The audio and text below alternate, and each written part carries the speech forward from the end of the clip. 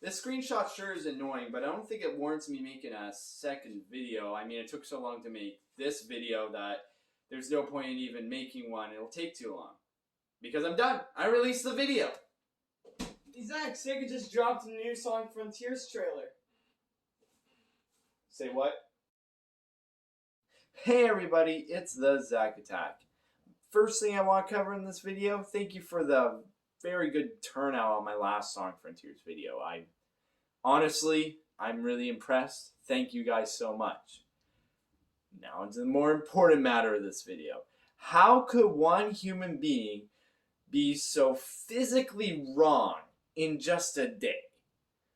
I had spent over a month editing this Sonic Frontiers video due to the technical errors I was running into. So needless to say, when I saw the new Sonic Frontiers trailer drop the very next day, there were some negative feelings. How could I have been so stupid? So today's video we're going to analyze the new trailer and I'll try to readjust my view on Sonic Frontiers based off of the initial speculation I made with the new information that's come out. As brought to my attention, I clearly didn't do enough research and that this trailer wouldn't have come as such a shock had I done so. Most of the information in my video was a month old at the time, so I wasn't going off of the most up-to-date information. With all that said, let's take a look at what's new in this trailer. The trailer begins with a zoom in of this rock creature.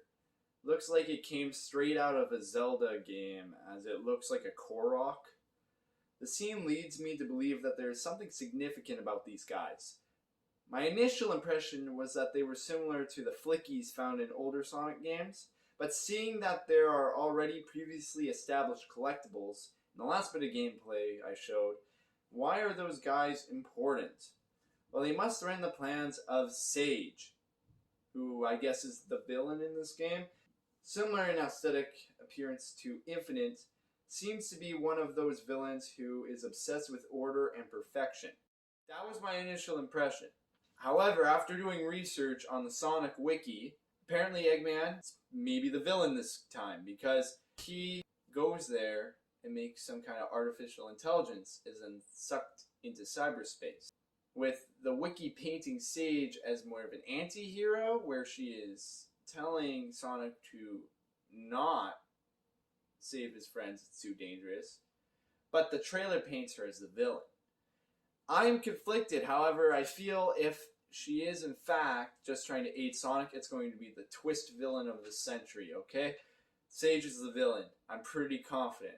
Maybe she is part of this AI that Eggman's created and is like the product of what he has done. But as much as I would enjoy to continue speculating about Sage, I believe there is another new character, someone opposed to her, but at a similar level. Like Olivia and Ollie from Paper Mario the Origami King. In RGN's gameplay excerpt, right before he grabs a gear, a voice says, "The gear as you have done before." That sounds a lot like Sage's voice. So perhaps there is another Sage who is trying to help Sonic, or perhaps that is Sage. Now it seems that cyberspace is a dangerous place to be in because we learned from other gameplay sources that Sonic is one of the few people to be able to escape cyberspace. It is one of those places he can't really get out of. So, how important is cyberspace in this game? They are 2D levels, but do they serve a purpose beyond that?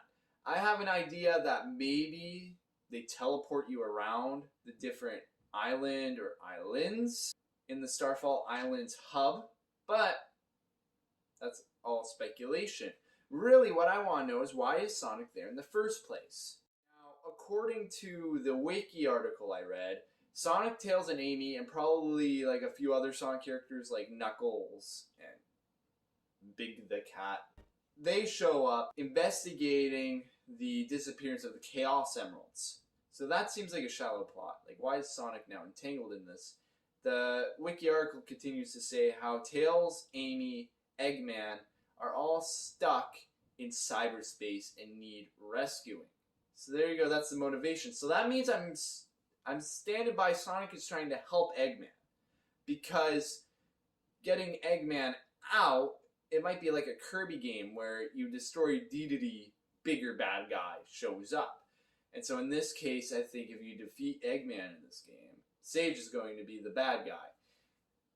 In that sense, I think that's how you aren't aiding Eggman for 99% of the game, but then you are on Eggman's side for like the final last story that we're all used to in Sonic games. So that begs the question, why is Amy in a cave? Is that how you're going to rescue everybody? Are you going to rescue Eggman? I have the feeling you rescue Eggman. And once you rescue them, are they going to be all like, "Thank you for releasing me, Spyro"? or will they serve some gameplay purpose? I doubt that any of these characters are going to be playable, for reasons I outlined in my first video, which, even though it's completely outdated, you should still totally watch. It's in one of the corners, I'm sure.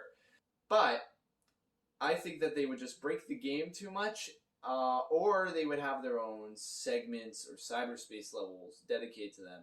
I think that once you save them, it's going to be like Generations, how they just kind of give you hints and advice, rather than Sonic Advance 2, where every time you defeat a boss, you save somebody and then they became a playable character. That just seems wrong for the context of the game. Bosses. What are bosses? That's not a joke. At first I assumed that these giant enemies were bosses. But then in this scene here, there's obviously a border keeping Sonic from leaving the presence of the boss. So are they just big enemies, these ones without borders? Well, maybe one's just a mini-boss blocking off part of the current island. So if you defeat this boss, you'll be able to continue onto the island. It opens a section of the current island you're on, while these main bosses help you unlock the other islands in the Starfall region. And lastly, can we talk about Sonic's hand?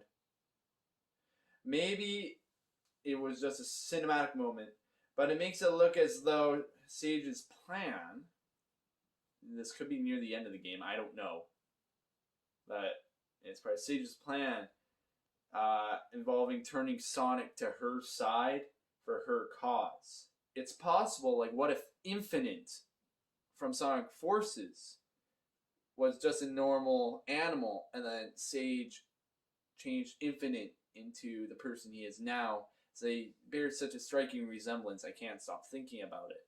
What if we see Sonic like Infinite wearing a creepy mask or something?